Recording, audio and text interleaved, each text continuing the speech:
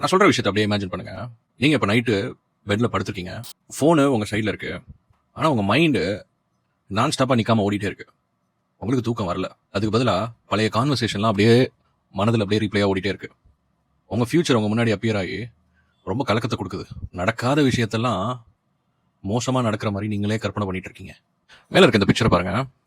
இது சொல்றது your biggest enemy is your uncontrolled mind. இந்த உலகத்துல பெரிய உங்களுக்கான எனிமி யார் தெரியுமா? உங்களோட கண்ட்ரோலே இல்லாத மனம் தான். உங்களுக்கு வெளியிலன்னு இருக்கிற எனிமிலாம் அவ்வளோ பவர்ஃபுல் கிடையாது. அந்த எனிமிலாம் உங்களை ஹார்ம் பண்ணவே முடியாது. இந்த அன்கண்ட்ரோல்டு மைண்ட் இருக்கு இல்லையா, அது மாதிரி உங்களை யாருமே டேமேஜ் பண்ண முடியாது தெரியுமா? அது மாதிரி உங்க எனர்ஜியை வேற யாருமே ட்ரெயின் பண்ண முடியாது. நம்ம தான் வெளியில இருக்கவங்க நம்ம காயப்படுத்துறாங்க, கஷ்டப்படுத்துறாங்க அப்படின்னு நினைச்சிட்டு இருக்கோம். உண்மை என்னன்னா, உங்களுக்குள்ள இருக்க அன்கண்ட்ரோல்டு மைண்ட் எல்லாத்த விட பெருசு. லா ஆஃப் அட்ராக்ஷன் சொல்றது, யூனிவர்ஸ் எப்போதுமே உங்க உங்க வார்த்தைகளுக்கு செவி கேட்காது.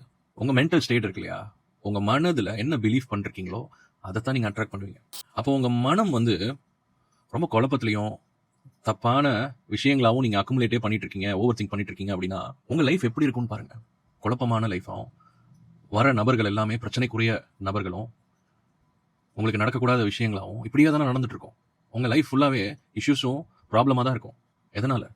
உங்க மனம் உங்களை கண்ட்ரோல் பண்ணி வச்சதுனால. அப்போ மனம் எப்போதுமே சைலன்ஸாக இருக்கணும். சைலன்ஸ் வந்து எம்டினஸ் இல்லை, அதுதான் சூப்பர் பவரே.